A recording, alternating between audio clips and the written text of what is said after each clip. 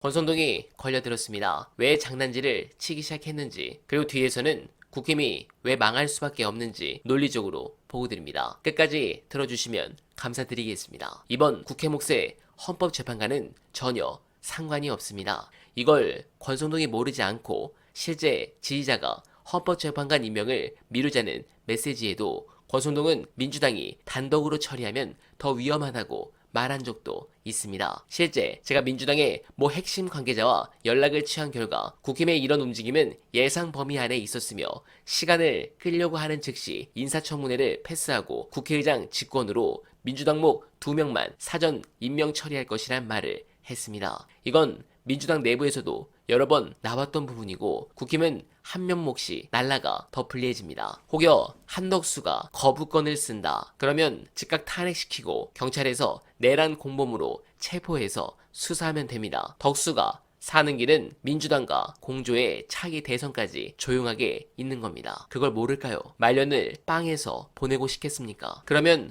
권성동은 왜 이렇게 하느냐? 당권 때문입니다. 이거 지원 못하는 거 지들이 더 잘 알지만 지지층을 흡수해서 당을 결속하고 다음 지선에 공천권을 확보하는 게 목표일 겁니다. 물론 개인적 이익을 위해 움직이고 있다라고 볼 수 있기 때문에 민주당에 나쁜 게 아닙니다. 다만 역설적으로 6인으로 가면 그만큼 정형식 때문에 위험하다라는 것은 인정합니다. 헌재 판결에서 가장 큰 문제는 정형식이었는데 그가 주심이 된 순간 저도 아차 싶었기 때문입니다. 그러나 대부분의 정치권 또는 법조계는 다르게 생각합니다. 해당 분석 보시고 여러분들의 훌륭한 해안 댓글로 부탁드립니다. 당연히 걱정과 우려는 이제 우리가 해야 되고 긴장은 해야 되지만 필요 이상으로 할 필요는 없다. 그런 차원에서 이제 오늘 나온 얘기들을 좀 정리를 해드리자면 일테면 이제 정형식 헌법재판관이 주심으로 네. 이제 선정이 됐다. 이거 뭐 이거 헌재에서 뭔가 이제 움직임이 이상한 거 아니야 이거? 아, 제가 걱정했거든요. 네. 아니 저도요. 어떻게 뭐 정형식이 그걸 봤냐? 네. 물론 이제 뭐 우리가 얼마나 믿을지는 알 수 없습니다만 주심 재판관의 선정은 이제 전자식으로 추첨 뺑뺑이로 돌려가지고 나온다 하는 거예요. 네. 일단 뭐 일본은 우연이라고 치고 네. 그럼 정형식이 주심을 맡으면 문제가 생기느냐?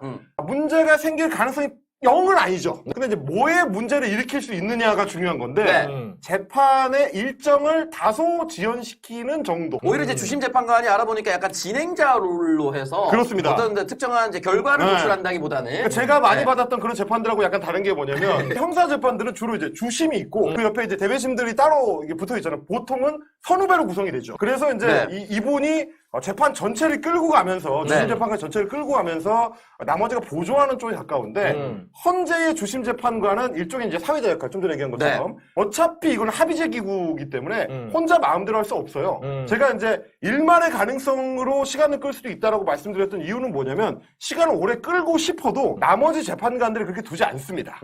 그래서 9명이 있는 거야. 지금은 6명이지만. 네. 그래서 이거는 빨리 진행해야 된다고 한다든지 혹은 뭐 이렇게 하면 안 된다라고 문제 제기를 한다든지 이게 이제 언제나 가능한 구조이기 때문에 혼자 마음대로 할 수 없다. 이게 1번이고 그리고 이제 또 하나는 오늘 이제 헌재에서도 문영배 그 헌재 권한대행께서 이제 계속 얘기를 했지만 행간회의를 일주일에 2번 한다는 거예요. 굉장히 이례적이에요. 그것도 네. 속도를 내겠다라는 의지 표현. 근데 주심 재판관 정도가 아니고 헌법재판관장 권한대행이 그렇습니다. 한다고 하는 거니까 이제 그걸 또 이제 생각을 하셔야 되고 또 하나는 오히려 저는 거꾸로 생각하면 정형식 재판관이 윤석열이 임명한 사람이긴 하지만 딴 생각을 하고 싶어도 오히려 주심을 맡는 바람에 네. 겐세이를 놓기 굉장히 어려워졌어요. 그러면 이제 개인적으로는 네. 정영식한테 오히려 약간 면피가 나 맞고 싶었는데. 정확합니다. 제가 오늘 그래서 네. 헌재 그 연구관 출신 변호사한테도 그걸 물어봤거든요. 네. 롤이 이렇게 되는 바람에 네. 오히려 그냥 소수 의견을 낼 수 있었던 가능성도 차단되는 효과가 있어요. 그러면 시간을 만약에 끌어가지고 하려고 그러면 어떡하냐. 막 증인 다 받아주고 네.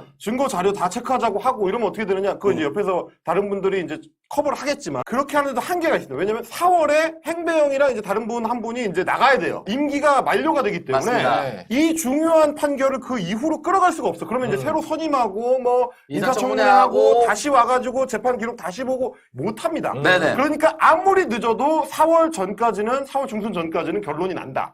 그거를 생각을 해야 되는 거라서 전체적으로 보면 아무리 오래 끌어도 지금 전망하기로는 3월 중순 늦어도 3월 중순 아무리 늦어도 3월 말까지는 결론이 나온다. 근데 해마가 말한 대로 네. 증인 신청을 많이 받아줘서 시간을 끈다. 이 작전도 좀 유연해 보이는 게. 아 진짜로 고성국이 나올 건 아닐 거 아니야. 이봉규가 도움이 될 거라고 윤석열은 생각할까요? 그런 어. 측면이 있고, 그리고 지금은 6명인데 이미 지금 국회에서 두 추천 명. 뭐 3명 추천을 다 해가지고 오늘 뭐 관련된 서면 질의까지 다 들어갔어요. 네. 자, 이제 국민의힘 1명과 민주당 추천 2명입니다. 그렇습니다. 그래서 지금 협의하고 있기로는 23일, 24일 이틀에 걸쳐서 3명의 헌재 재판관에 대한 인사청문회를 진행한다. 네. 라는 게 지금 이제 민주당의 뭐 지금 이제 목표고 그러고 나면 연말 전에는 9명이 이제 채워지지 않을까 네. 라고 좀 예상해 볼 수 있는 상황이라서 뭐 6명이 꽉 차 있어가지고 1명만 반대하면 기각이다 이런 것도 안 먹히는 구간 이렇게 될 것 같습니다.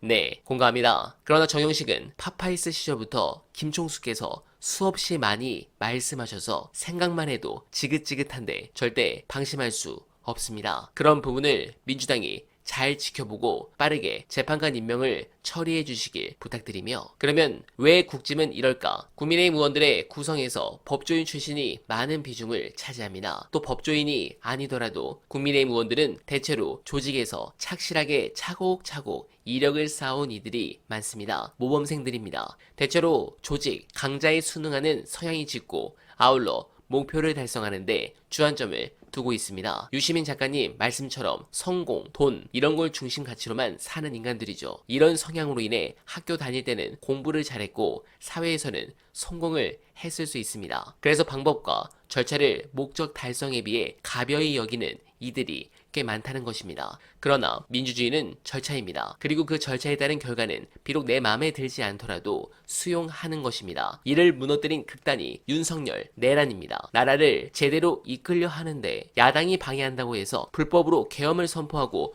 국회를 장악해 제거하는 게 국민에게 유익한 것이다 의 사고방식입니다. 그런데 정도의 차이가 있을 뿐 국민의힘 내부에서 이런 식의 사고방식에 빠져있는 이들이 많습니다. 즉 이준석처럼 인성교육 문제는 물론 민주주의 교육이 제대로 안 된 것입니다. 또한 대통령 탄핵하면 이재명 대통령 된다. 이재명 대통령 되면 나라의 불행이다. 그래서 탄핵하면 안 된다. 라고 말하는 이상한 3단 논법을 국민의힘 의원들이 말하곤 했습니다. 이런 논리가 어디 있습니까? 국민의힘이 무슨 권리로 국민의 선택을 사전 검열하려는 겁니까? 윤두창 탄핵은 윤이 탄핵할 만한 죄를 지었는가를 판단해서 하면 되고, 그리고 만일 국민들이 국민의힘이 바라는 선택을 하지 않을 경우라도 그 선택을 받아들이고 이후 또 정당으로서 기능을 해나가면 되는 것입니다. 이런 식의 사고라면 언제든 나라를 위해서라는 이유로 내란을 할 수 있게 됩니다. 그런 부분에서 국짐이 지금 다 망한 게 아닙니다. 저들의 몰락 과정 언알바가 지속적으로